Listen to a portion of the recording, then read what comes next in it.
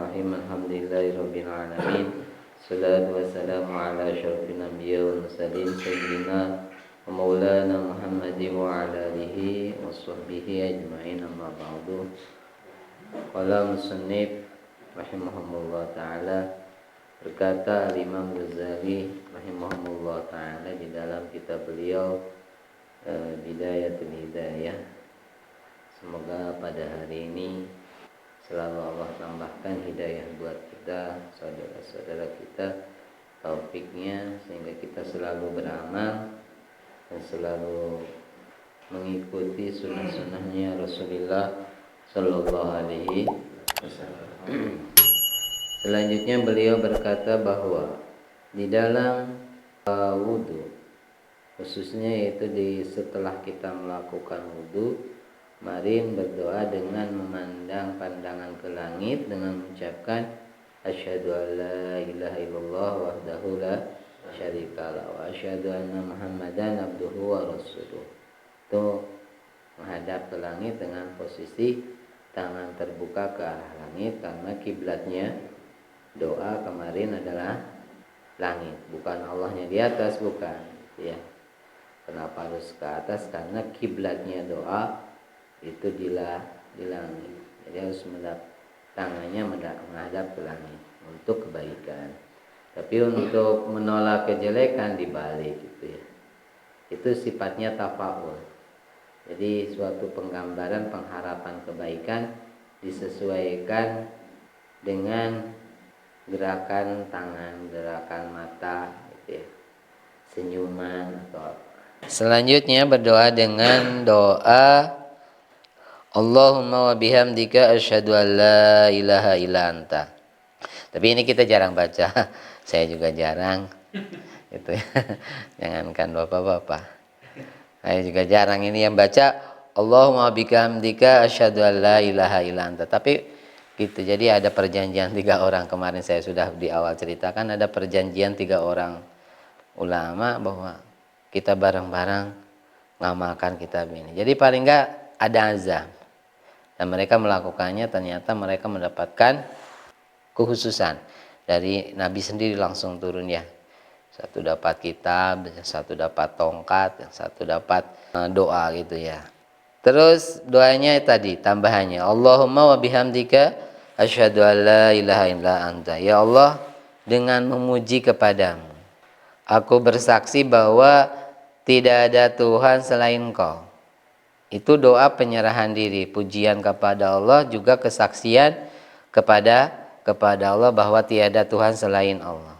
Ini menuhankan Allah itu mungkin kalau di lisan rasa gampang gitu ya, ketika mengucapkan asyhadu alla ilaha illallah.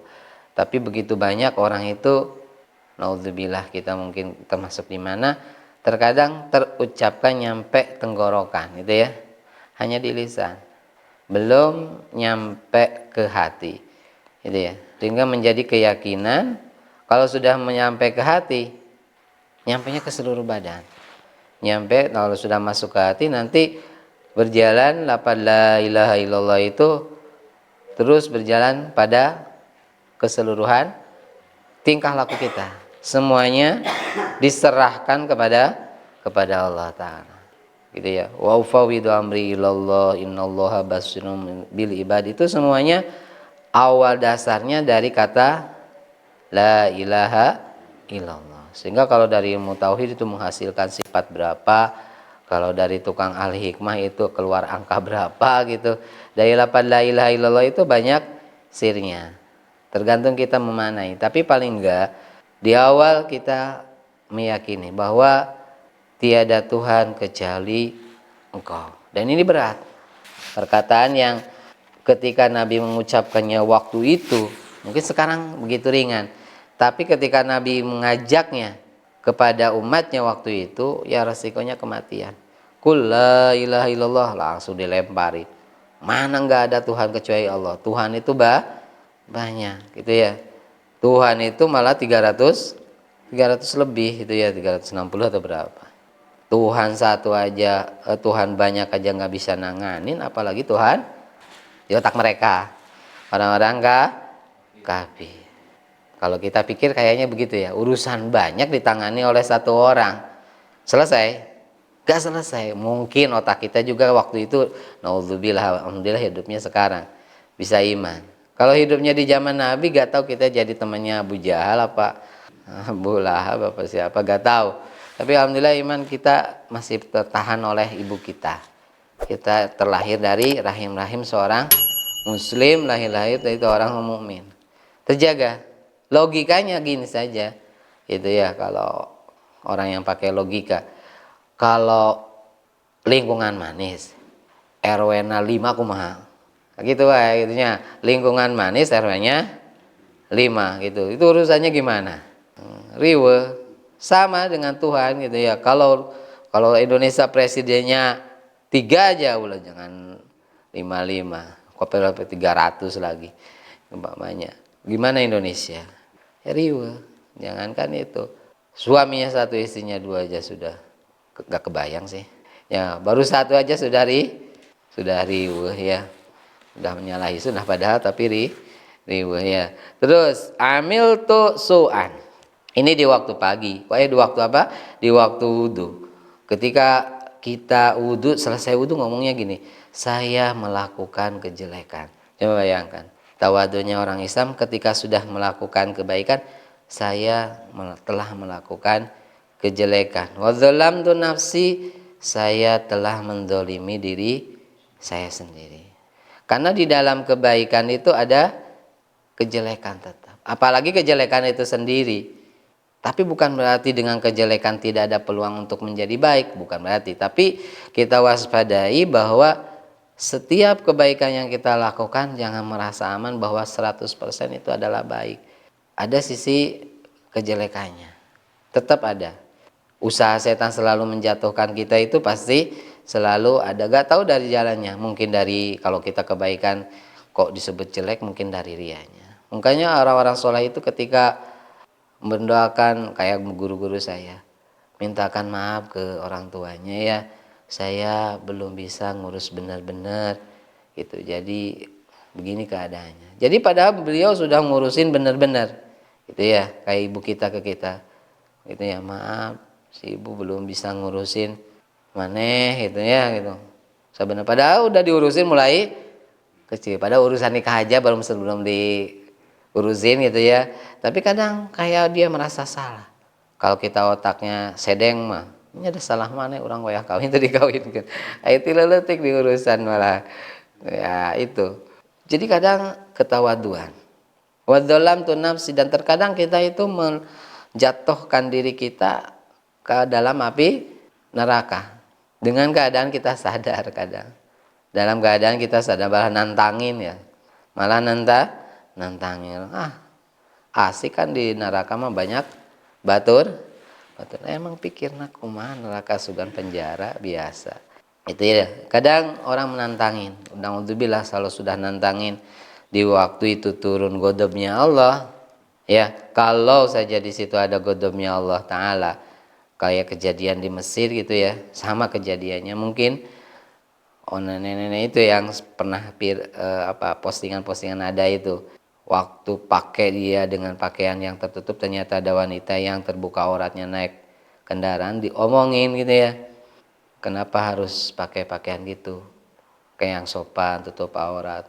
Saya nggak takut neraka. Nih saya telepon malaikat nerakanya pakai handphone. Nggak berapa lama langsung jatuh dalam keadaan badan terbakar. Itu pas online mungkin malaikatnya ya. Langsung nyambung langsung karena ghadabnya Allah Ta'ala. Waktu itu bersertaan dengan ghadabnya Allah Ta'ala. Murkanya Allah bersertaan. Bukan berarti tidak turun. Tetap ada. Tapi ada yang begitu dia ngomong langsung turun. Itu langsung turun. Langsung begitu terbakar. Dalam keadaan terbakar yang kayak terbakarnya bukan di dunia gitu. Gosongnya gimana gitu. Itu waktu ghadabnya Allah Ta'ala turun. Jadi jangan coba-coba menantang siksanya Allah lah. Dan itu sudah terjadi di zaman orang-orang dulu. Ditantangin langsung turun, tantangin langsung. Kalau umatnya Nabi Muhammad enggak. Termasuk di dalam kitab khosoisnya umat Muhammadiyah ya, kekhususan umatnya Nabi Muhammad, itu siksanya enggak turun. sekaligus gak itu. Alhamdulillah. Astaghfiruka wa atubu ilaik. Saya memohon ampun kepadamu dan bertobat kepadamu. Faghfirli wa tub alayya, maka ampunilah diri saya. Tub alayya, dan terimalah tobat diri saya. Innaka antat tawwabur rahim.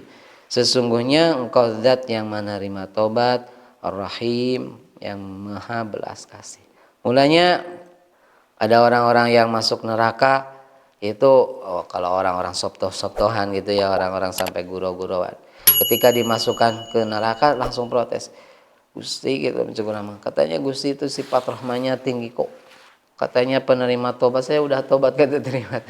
Ini neraka sebegini panasnya gitu ya, katanya Rahman yang dikeluarkan gitu. Jadi ada orang yang kayak Abu Nawas, itulah logikanya yang dipakai.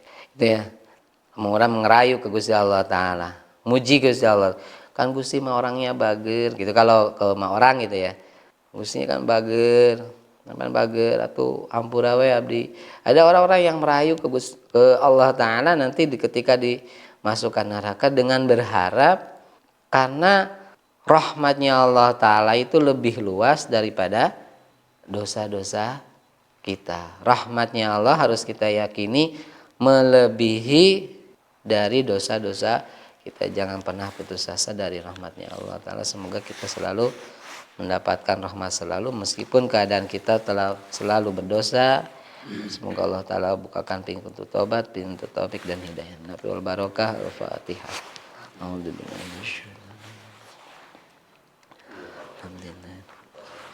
Iya, karena menyangkana seliman sunnah sunnah alladzina an'amta alaihim walau dhalina bifil